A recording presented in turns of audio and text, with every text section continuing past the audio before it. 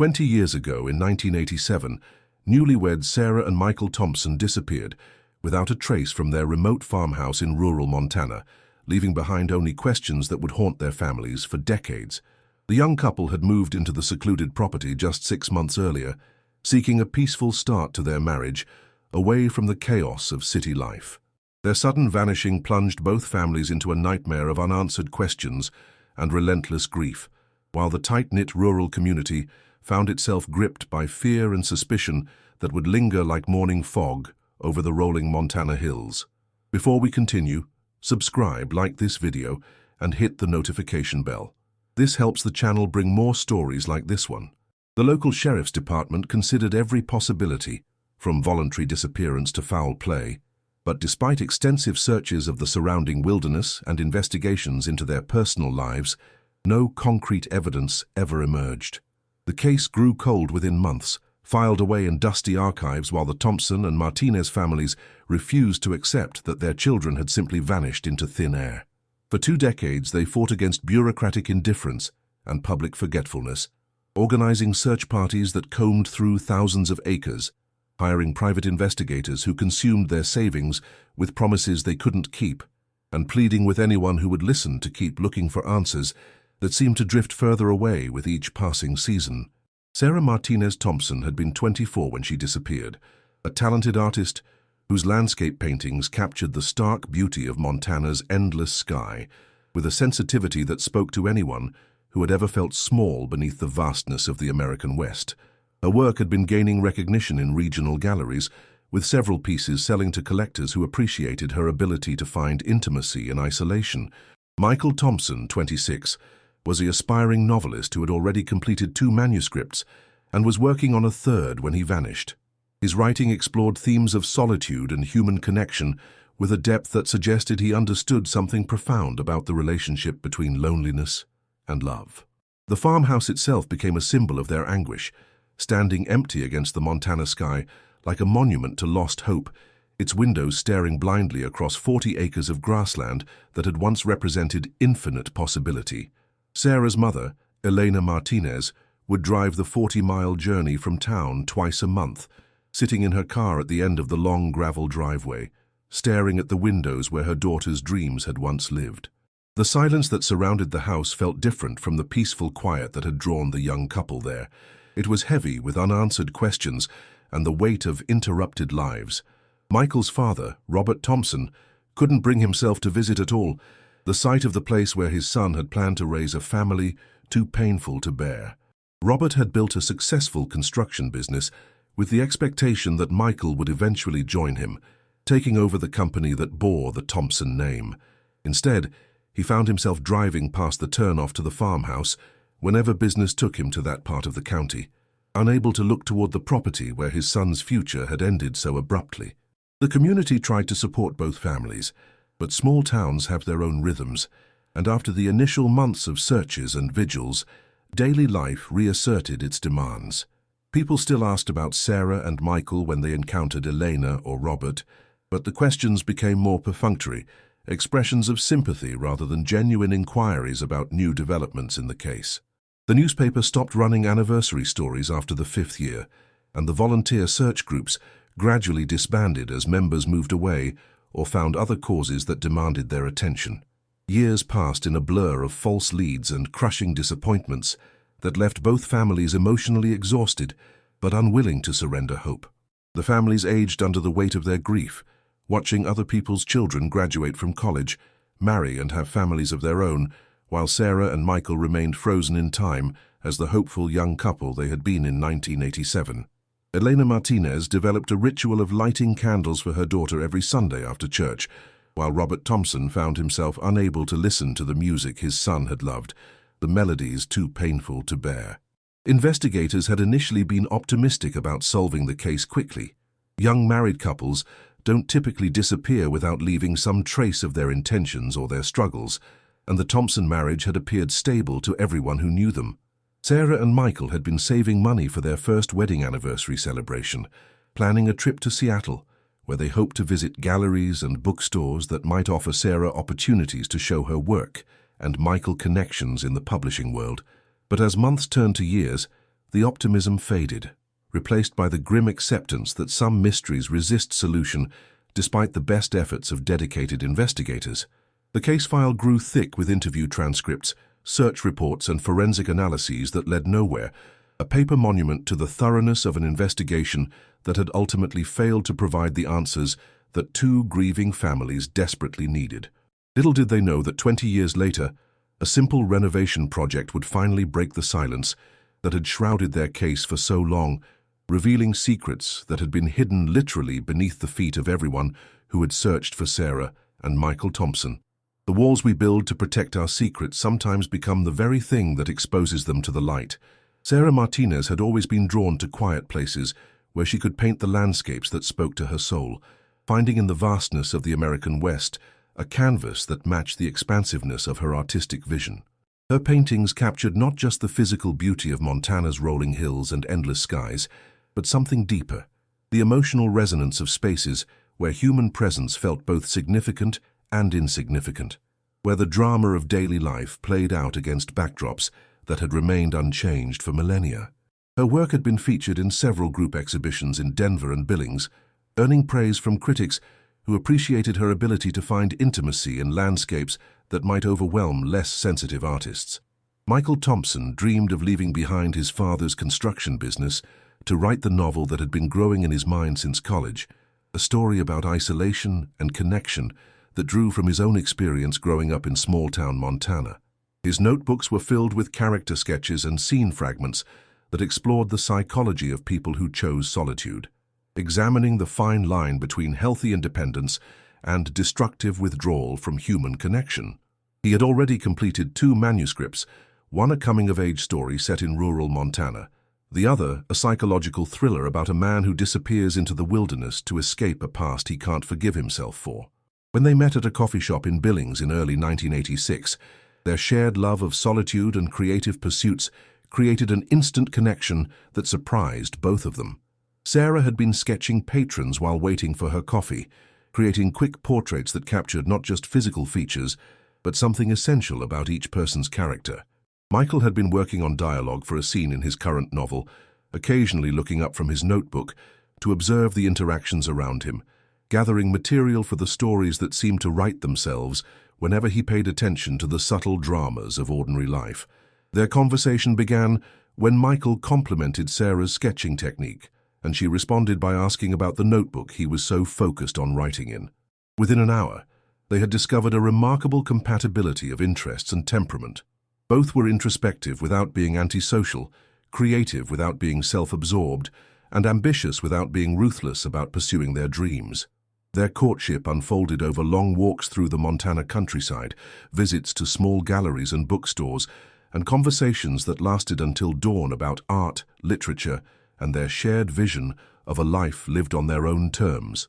The whirlwind romance that followed lasted barely 8 months before their intimate wedding ceremony, a small gathering of family and close friends held in Sarah's parents' backyard. Elena Martinez had wanted a larger celebration, but she recognized that her daughter and future son-in-law preferred meaningful intimacy to social spectacle. The ceremony itself reflected their values, simple, personal, and focused on the commitment they were making rather than the performance they were giving for others. The farmhouse they discovered seemed like destiny calling to them, a place where their individual dreams could flourish within the context of their shared life. Built in the 1950s by a reclusive rancher named Harold Brennan, the 2-story structure sat on 40 acres of rolling grassland, surrounded by nothing but endless sky and the distant outline of the crazy mountains. The nearest neighbor lived over 3 miles away, and the property was accessible only by a gravel road that wound through pine forests before emerging into the open space where the house stood like a solitary monument to the possibility of self-sufficient living. Harold Brennan had died the previous winter, and his estate was eager to sell the property quickly. The asking price was remarkably low for so much land, a fact that should have raised questions but instead seemed like a blessing to the cash-strapped newlyweds. The real estate agent, a local man named Jim Kovach who had known Brennan peripherally for years, explained that the old rancher had been something of an eccentric who had lived alone for decades and had no close relatives interested in maintaining the property. Sarah's parents offered to help with the down payment, despite their reservations about their daughter moving so far from civilization. Elena Martinez had spent her entire life in communities where neighbors looked out for each other, and the idea of Sarah living in such isolation worried her. But she could see the excitement in her daughter's eyes when Sarah described her plans for converting the upstairs bedroom into a studio, and she ultimately decided to support her daughter's dreams, even if she couldn't fully understand them. Michael's family expressed cautious support for what they saw as a temporary adventure, before the couple would inevitably return to more practical concerns. Robert Thompson had built his construction business through careful attention to market demands and community needs, and he worried that his son was prioritizing artistic fulfillment over financial security. But Michael had always been different from his pragmatic father, more interested in exploring ideas than building structures, and Robert ultimately decided that his son needed to discover his own path, even if it led through territory that the older man couldn't navigate himself. The house itself was solid but dated, with narrow hallways, small windows, and a layout that suggested the original owner had valued privacy above all else. Harold Brennan had apparently designed the interior spaces to minimize visibility from outside, with windows placed strategically to prevent casual observers from seeing into the main living areas. The overall effect was somewhat claustrophobic, but Sarah and Michael saw this as a feature rather than a flaw. Here was a place where they could work without feeling observed or judged. The basement was accessible only through a door in the kitchen, leading down steep wooden stairs to a concrete-walled space that felt more like a bunker than a typical foundation. Harold Brennan had apparently used it for storage, and perhaps as a workshop, judging by the scattered tools and workbench that came with the property. The space had an odd layout, with thick walls and small windows that were placed high and provided minimal natural light.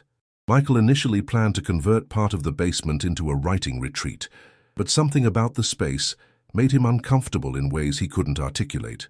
During those first months, Sarah and Michael threw themselves into making the house their own, channeling their creative energies into the practical work of renovation and decoration. Sarah converted the upstairs bedroom into a studio, where morning light streamed through east-facing windows, creating ideal conditions for the landscape paintings that were becoming more sophisticated and emotionally complex. The isolation that had worried her parents actually enhanced her work, allowing her to focus completely on the subtle relationships between light and shadow, color and form that gave her paintings their distinctive emotional resonance. Michael claimed the small den as his writing space, installing floor-to-ceiling bookshelves and arranging his desk to face the window that looked out over the grassland, where he could watch the light change throughout the day.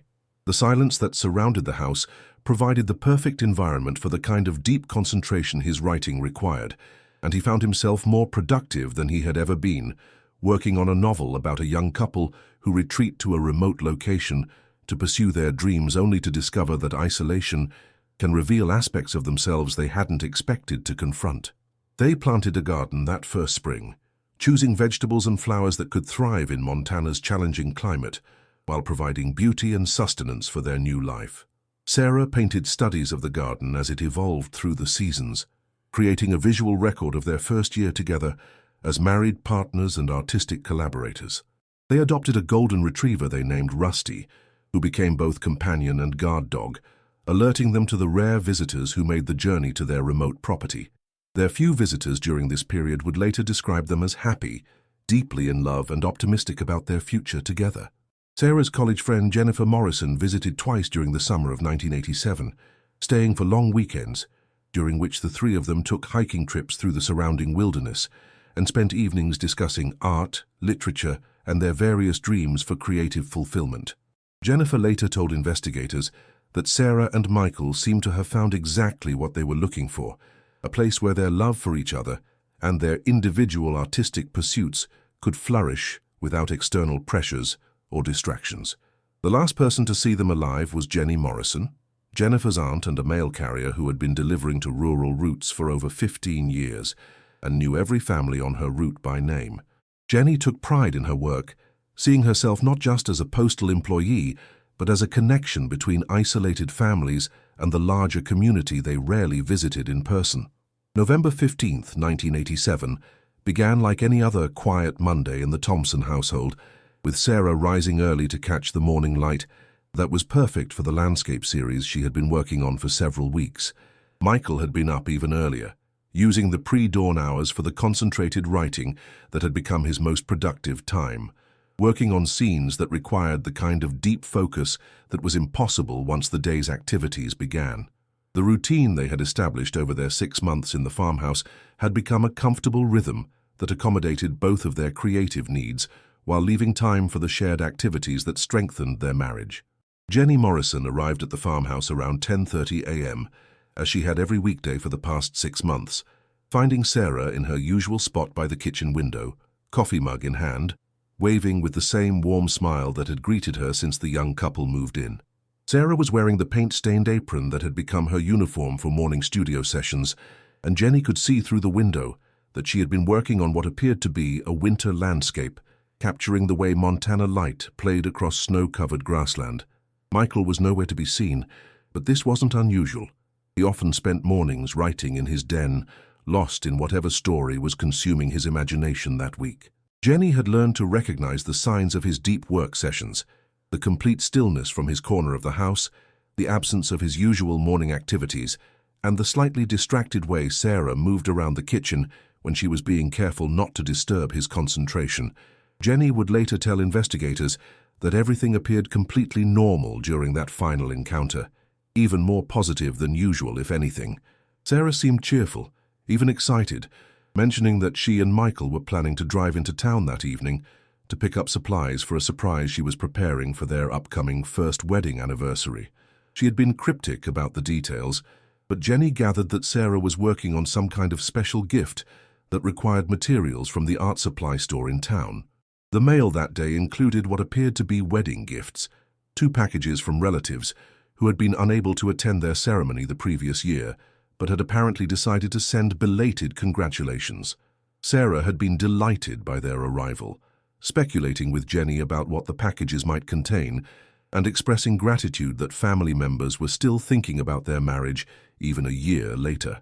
One package was from Michael's aunt in Oregon, who had been traveling during their wedding, and the other was from Sarah's grandmother in Texas, who had been too ill to make the journey to Montana.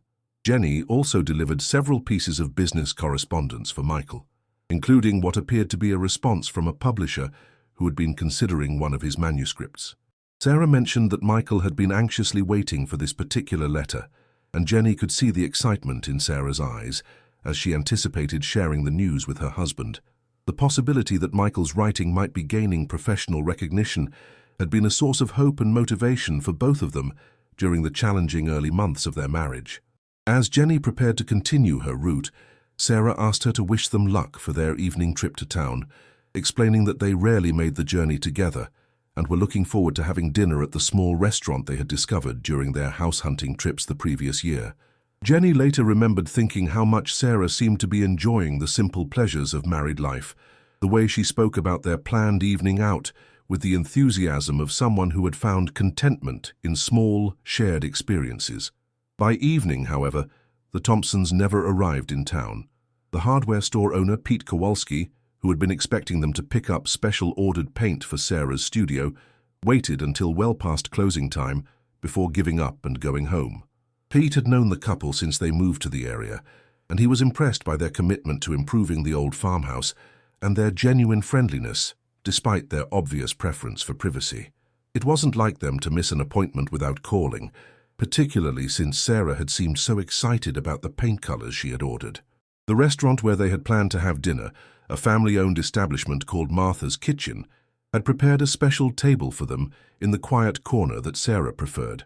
Martha Rodriguez, who owned the restaurant with her husband, had been looking forward to seeing the young couple again, as they always seemed so genuinely happy together, and their presence brought a warmth to the dining room that other patrons noticed and appreciated.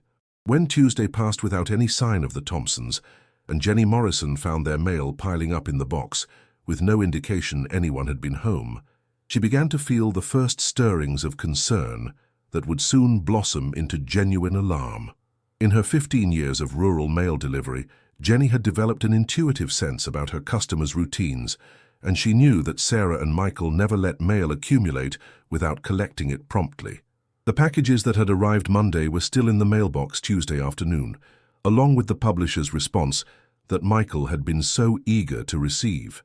Jenny found this particularly troubling, as she couldn't imagine any circumstance that would prevent Michael from collecting mail that might contain news about his writing career. She began to consider whether she should contact someone, but she wasn't sure who to call or whether her concerns were justified. When Wednesday arrived with still no sign of activity at the farmhouse, Jenny Morrison contacted the sheriff's department, explaining her concerns to the dispatcher and requesting that someone check on the young couple. Deputy Frank Castellanos, who had been with the department for 8 years and had handled numerous welfare checks, agreed to drive out to the farmhouse that afternoon to see if everything was all right. Deputy Frank Castellanos drove out to the farmhouse Wednesday afternoon, taking the winding gravel road through the pine forest that led to the isolated property where the Thompsons had been building their new life together. The November day was clear and cold, with the kind of sharp air that made distant mountains seem close enough to touch and gave everything a crystalline clarity that was both beautiful and somehow ominous. He found the property eerily quiet except for Rusty, who was barking frantically from inside the house, with a desperate quality that immediately put Castellanos on alert. The dog appeared hungry and distressed, his barking interspersed with whining that suggested he had been alone for some time.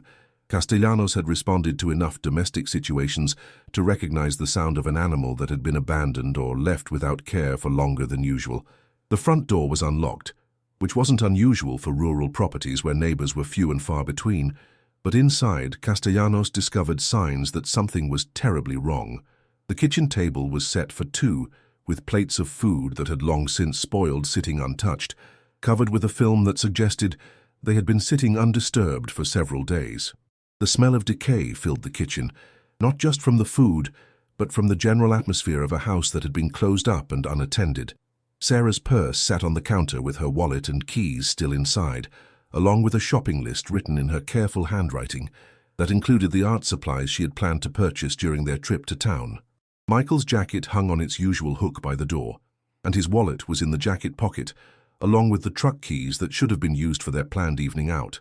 Their car was parked in its normal spot, showing no signs of damage or disturbance, with no indication it had been driven recently. Most disturbing of all was the complete absence of any indication where the couple might have gone. Their bed was made with the precision that Sarah brought to all her domestic activities. Their clothes were in the closets, arranged with the same care they had shown when Jenny Morrison had complimented Sarah's organizational skills, and even their toothbrushes remained in the bathroom holder where they belonged. The house looked exactly as if Sarah and Michael had simply stepped outside for a moment and planned to return shortly, except for the spoiled food and the desperate condition of their dog. Castellanos spent over an hour going through the house room by room, looking for any clue that might explain the couple's absence. He found Michael's writing materials scattered across his desk, as if he had been in the middle of working when something interrupted him, and Sarah's art studio showed signs of recent use, with brushes still sitting in water that had long since evaporated, and paint on her palette that had dried to an unusable consistency. The basement particularly bothered Castellanos, though he couldn't articulate exactly why. The space felt different from the rest of the house, more closed in and oppressive, with thick concrete walls and small windows that provided minimal natural light. Something about the layout seemed odd, but he couldn't identify what was triggering his unease.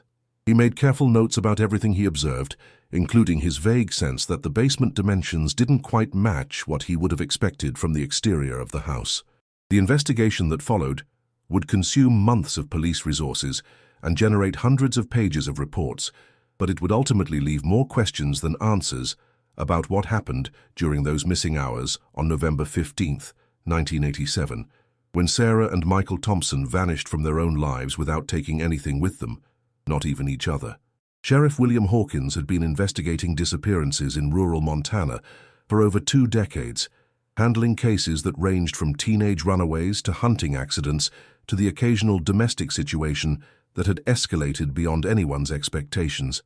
But the Thompson case immediately struck him as different from the typical missing persons reports that crossed his desk, presenting a combination of circumstances that defied the usual explanations for why people disappear. Young couples didn't simply evaporate from locked houses, leaving behind every personal possession, and a hungry dog that clearly hadn't been fed in days. The scene suggested either an extremely urgent emergency that required immediate departure without time to gather belongings or contact anyone, or something far more sinister that had prevented the couple from making their own choices about leaving. Neither possibility was particularly comforting, but Hawkins had learned over his career that the truth was usually more disturbing than initial appearances suggested. The initial search focused on the surrounding wilderness, with volunteers from 3 counties joining law enforcement in combing through 40 acres of grassland and the dense pine forests that bordered the property. Helicopters swept overhead, while mounted search teams covered ground that was too rough for vehicles, following game trails and creek beds where 2 people might have wandered if they had left the house on foot. The November weather was already turning harsh, with overnight temperatures dropping below freezing, making time a critical factor if the Thompsons were still alive somewhere in the wilderness. Search dogs were brought in from the state police, experienced animals trained to follow human scent even over difficult terrain, and after several days had passed.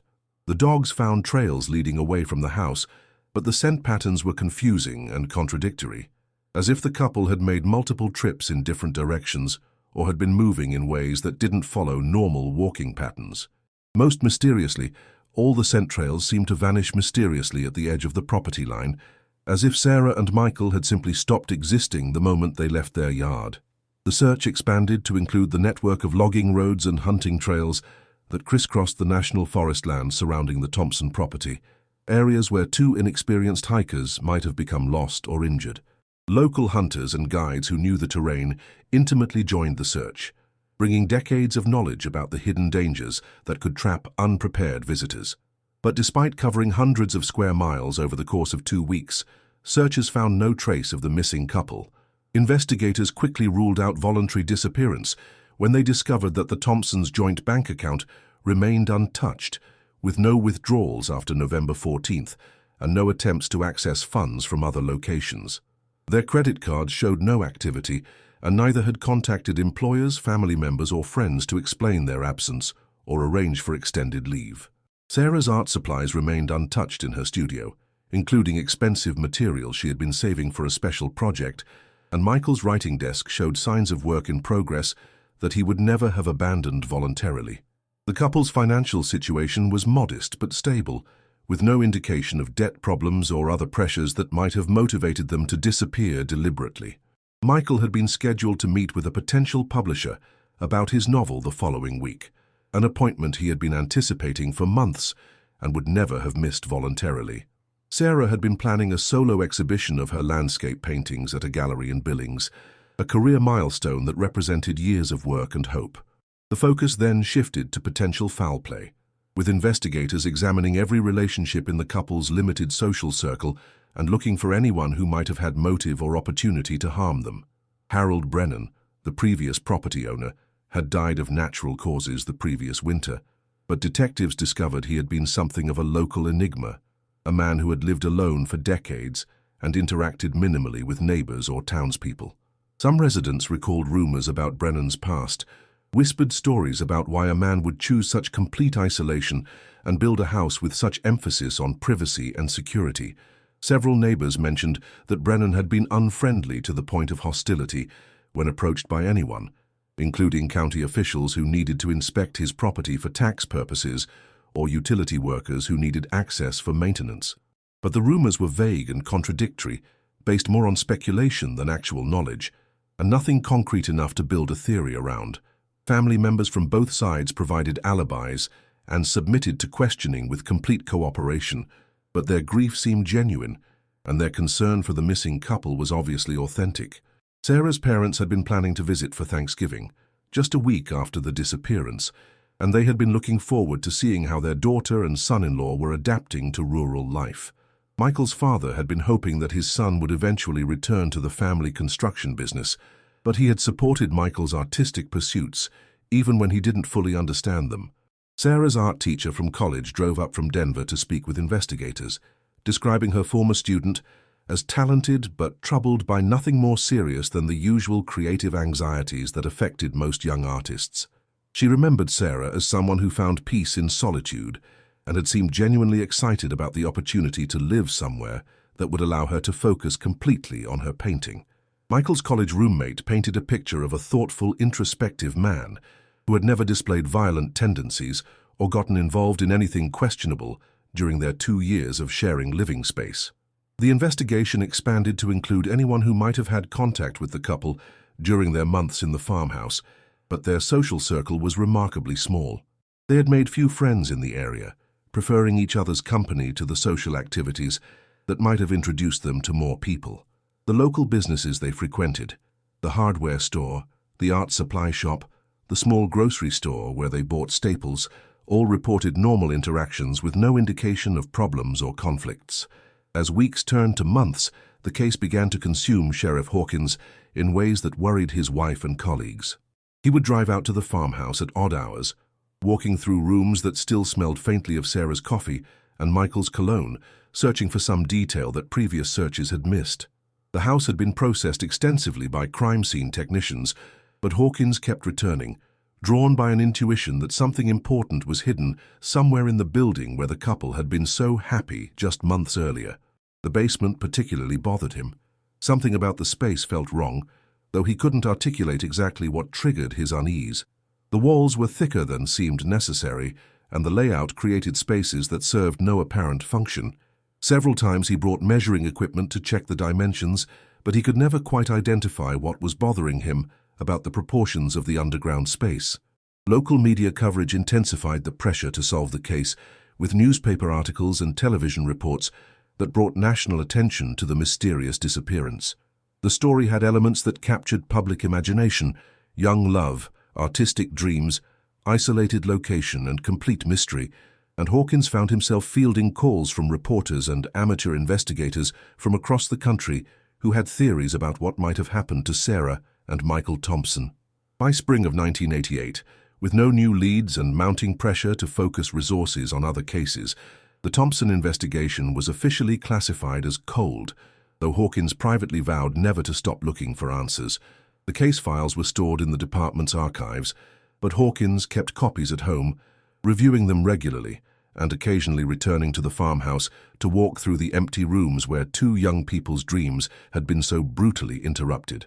The 1990s brought changes that gradually pushed the Thompson case further from public memory, but for Elena Martinez and Robert Thompson, every passing year only deepened their anguish and strengthened their resolve to keep searching for answers that seemed increasingly unlikely to emerge. The families had formed an unlikely bond through their shared loss, supporting each other through the anniversaries and holidays that served as painful reminders of the children who would never come home. Elena continued her bi-monthly pilgrimages to the empty farmhouse, which had become overgrown with weeds, and bore the weathered appearance of a place where dreams had died too young. She would sit in her aging Toyota, windows down during warm weather, listening for some echo of her daughter's laughter that never came. The silence that surrounded the property felt different from the peaceful quiet that had initially attracted Sarah and Michael.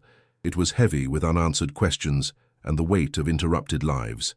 The house itself was slowly succumbing to the harsh Montana weather, with paint peeling from the exterior walls, and the garden that Sarah had planted with such hope now overrun with native grasses and wildflowers. Helena found herself both drawn to and repelled by the deterioration, seeing in the house's decay a mirror of her own emotional state. Sometimes she would get out of the car and walk around the property, looking for signs that someone might have returned or that new evidence might have emerged from the changing seasons. Robert Thompson dealt with his grief differently, throwing himself into expanding his construction business until it became the largest in 3 counties, employing over 50 people and taking on projects that stretched his company's capabilities but provided the kind of challenges that kept his mind occupied during the daylight hours. Success felt hollow without his son to share it with, but work provided a distraction from the questions that had no answers and the future that would never include the family legacy he had hoped to pass down. The financial prosperity that came with his business expansion allowed Robert to fund 2 different private investigators over the years, men who promised results but ultimately delivered only expensive reports that confirmed what police had already discovered. Sarah and Michael Thompson had vanished as completely as if they had never existed. The first investigator, a former FBI agent named Harrison Cross, spent 6 months retracing every step of the original investigation, interviewing witnesses again, and examining physical evidence with fresh eyes, but he ultimately concluded that whoever was responsible for the disappearance had been extremely careful to avoid leaving traces. The second private investigator, recommended by a lawyer who specialized in missing persons cases, focused on the possibility that the couple had been victims of a traveling criminal who might have committed similar crimes in other locations. This approach generated leads in 3 different states, cases involving missing couples or individuals who had disappeared under circumstances that shared some similarities with the Thompson case, but none of the connections proved substantial enough to provide new direction for the investigation. The farmhouse itself became a local landmark of sorts, though not the kind any community would want. Teenagers dared each other to spend nights in the abandoned building, creating an informal rite of passage that parents discouraged but couldn't entirely prevent. The stories that grew up around these teenage adventures became increasingly elaborate, with each generation of young people adding new details about strange sounds, unexplained cold spots, and the feeling of being watched by invisible presences. Ghost hunters and amateur paranormal investigators occasionally trespassed on the property, convinced that such a mysterious disappearance must have left spiritual residue behind. These visits were usually brief and unproductive, but they contributed to the legend that was growing around the farmhouse, transforming a real tragedy into local folklore that bore little resemblance to the actual lives of Sarah and Michael Thompson. The county eventually had to install a gate and post no trespassing signs to keep curiosity seekers away, though determined intruders still found ways to explore the property. Sheriff's deputies made regular patrols to discourage trespassing, but the remote location made it impossible to prevent all unauthorized access. Several times, Elena Martinez arrived for one of her visits to find evidence that others had been there: beer cans, cigarette butts, and occasionally graffiti that showed how the real story of her daughter's disappearance was being transformed into entertainment for people who had never known Sarah and Michael as real human beings. Sheriff Hawkins retired in 1995, but not before training his replacement about the case that had haunted him for 8 years. Deputy Maria Santos, who had been promoted to sheriff, was a thorough and dedicated investigator who took seriously the promise to keep the Thompson file active and review it periodically. Santos had worked on the original investigation and understood both its strengths and its limitations, but she privately doubted that time would reveal secrets that immediate investigation had missed. The new sheriff made a point of visiting both families regularly, providing updates on any developments, and ensuring that they knew their case hadn't been forgotten. These visits were often difficult for everyone involved, as they usually confirmed that no progress had been made while simultaneously reopening emotional wounds that never fully healed. But Eleanor and Robert both appreciated Santos's commitment to keeping the case alive, even when there was nothing new to report. The case occasionally resurfaced in local media, particularly around the anniversary of the disappearance, but each year brought fewer column inches and less public interest. The initial mystery had been compelling, but without new developments or resolution, the story gradually lost its power to capture attention. Editors began treating the anniversary as a minor news event, worth perhaps a brief mention, but not the extensive coverage that had characterized the early years of the investigation. Sarah's paintings, which Elena had carefully preserved in climate-controlled storage, were displayed in a small memorial exhibit at the Billings Art Center in 1997, drawing modest crowds who studied the landscapes as if they might contain clues about their creator's fate. The exhibition was both a celebration of Sarah's talent and a painful reminder of the artistic career that had been cut short just as it was beginning to flourish. Eleanor stood beside each painting during the opening reception, sharing memories of watching her daughter work and describing the dreams that had motivated Sarah's move to the remote farmhouse. Michael's manuscripts, which his father had retrieved from the farmhouse, were eventually donated to the University of Montana's creative writing program, where they became part of a collection of works by promising young writers whose careers had been interrupted by tragedy. Robert had initially hoped to find a publisher for his son's novels, but the subject matter, stories about isolation and the psychology of people who choose solitude, felt too painful to promote given the circumstances of Michael's disappearance. By the turn of the millennium, most people under 30 had never heard of Sarah and Michael Thompson, while those who remembered often couldn't recall specific details about the case. The couple had become local folklore, a cautionary tale that parents told to discourage their children from moving too far from civilization, but the real Sarah and Michael had been replaced by generic figures who existed more as symbols than as individuals who had once had dreams and fears and love for each other. But Elena Martinez never stopped believing that someone, somewhere, knew what had happened to her daughter and son-in-law. She kept a scrapbook of every newspaper article, every police report she could obtain through public records requests, and every anniversary story that mentioned the case. Her faith never wavered that truth, like water, always finds a way to surface eventually, even when it has to work through rock to reach the light. Robert Thompson's faith was less certain, but his determination was equally strong. He established a scholarship fund at the University of Montana for young writers, ensuring that Michael's name would be associated with supporting other people's dreams, even if his own dreams could never be fulfilled. The scholarship recipients were required to submit essays about the role of solitude in creative work, topics that kept Michael's interests alive while helping other young people explore similar themes in their own writing. Both families had learned to live with uncertainty, but they had never learned to accept it. The difference was subtle but important. They could function despite not knowing what had happened to their children, but they could never stop hoping that someday, somehow, the silence would be broken by the emergence of truth that had been hidden for too long. If this case has already gripped you, leave a like. This helps the channel bring more stories like this and helps Sarah and Michael Thompson's story reach more people. In 2007, 20 years after the Thompsons' disappearance, the abandoned farmhouse finally found new owners who saw potential where decades of previous viewers had seen only tragedy and decay. David and Rebecca Chen, a retired couple from Seattle seeking a quiet place to spend their golden years away from the urban pressures that had defined their working lives, purchased the property through an estate sale after Harold Brennan's distant relatives decided to liquidate the last of his holdings and close a chapter of family history they had never fully understood. The asking price was still remarkably low, even accounting for 20 years of neglect and the extensive renovations that would be required to make the house habitable again. The real estate agent, Jim Kovach's son, who had taken over his father's business, attributed the bargain price to the property's remote location and the stigma associated with its history, though he was legally obligated to disclose the unsolved disappearance that had occurred there 2 decades earlier. David Chen, a former software engineer who had spent his career solving complex technical problems, was intrigued rather than deterred by the challenges the property presented. At 68, he was finally ready to pursue the woodworking hobby he had been postponing for decades, and the farmhouse offered not only space for a workshop, but also the kind of substantial renovation project that would keep his analytical mind engaged during retirement.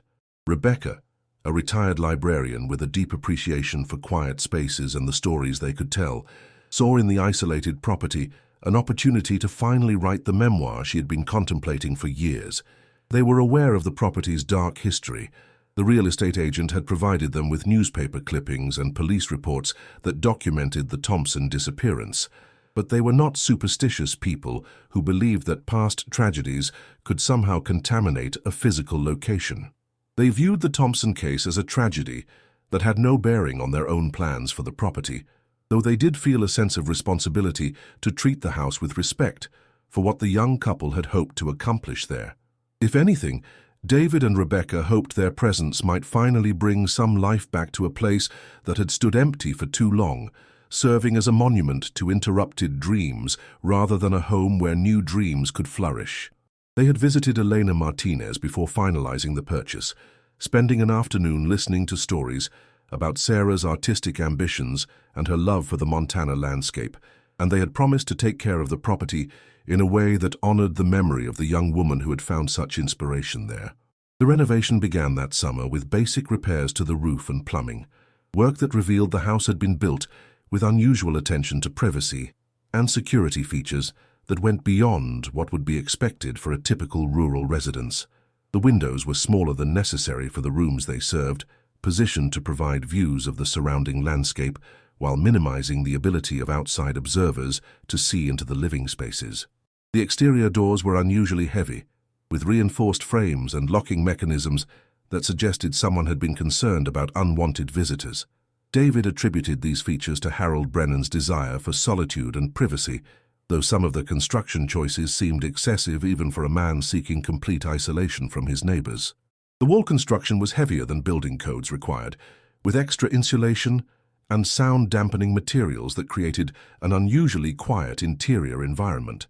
Several interior doors had locks that could only be operated from one side, a feature that seemed to serve no practical purpose in a single-family residence. As the renovation progressed through the summer and early fall, the Chens made substantial progress on the upper floors and main level, restoring the house to a condition that would have pleased Sarah and Michael Thompson if they could have seen their former home brought back to life. Rebecca had claimed Sarah's former studio as her writing space, and she found herself inspired by the quality of light that had attracted the young artist 20 years earlier. David had converted Michael's writing den into a reading room, creating a quiet space where he could pursue the literature that his demanding career had never allowed him time to explore properly. But they had avoided the basement, which David found uncomfortably cramped and poorly ventilated, despite multiple attempts to improve the air circulation through mechanical systems and additional venting. The space felt more like a bunker than a foundation, with concrete walls that seemed thicker than necessary, and a ceiling so low that David, at 6 feet tall, had to duck in several areas. The small windows that provided the only natural light were positioned high on the walls and seemed designed more for security than illumination.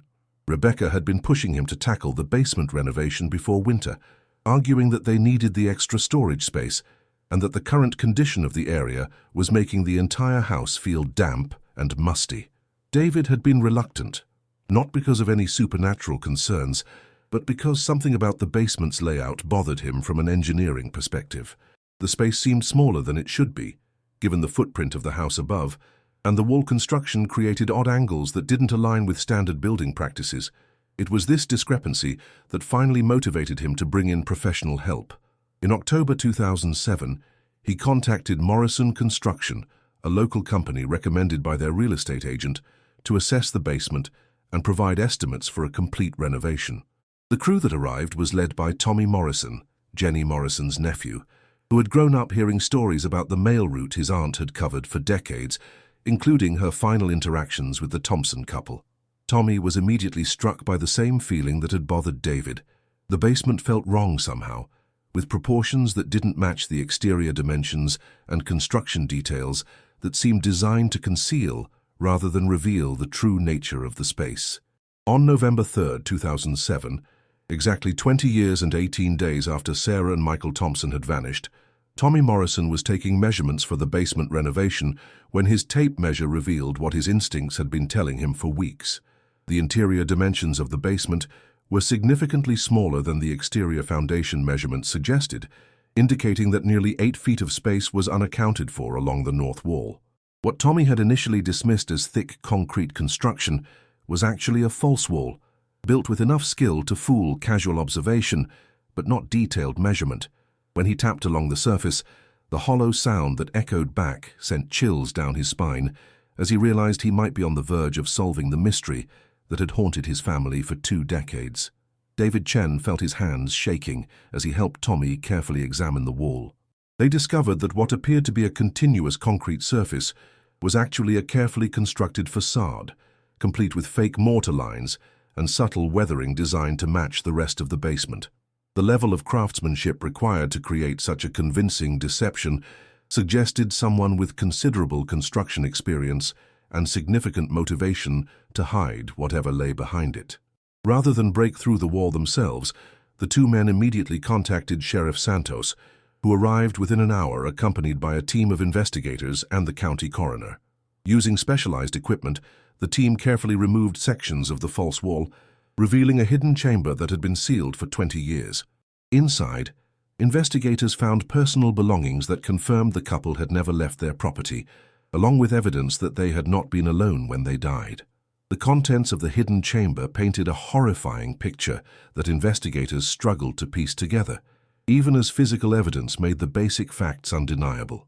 Sarah and Michael Thompson had indeed died in their home on November 15, 1987, but they had not been the first victims of the man they had trusted enough to buy his property from his estate.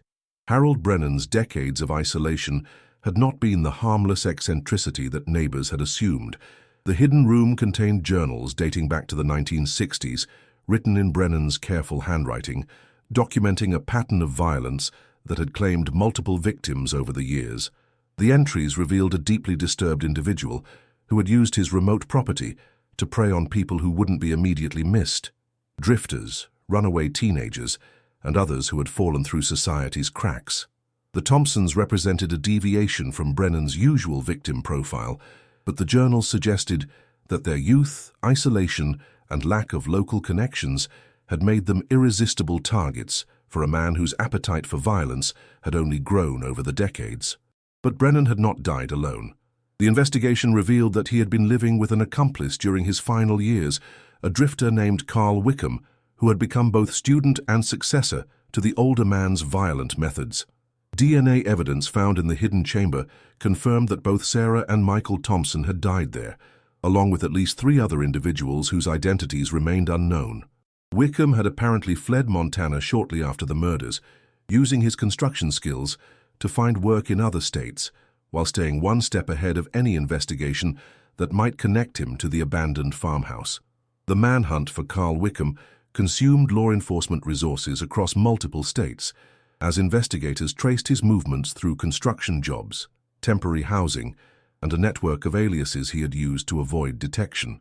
The FBI joined the search when evidence suggested that Wickham might have continued his pattern of violence in other isolated locations, potentially making him responsible for unsolved disappearances spanning decades and crossing state lines.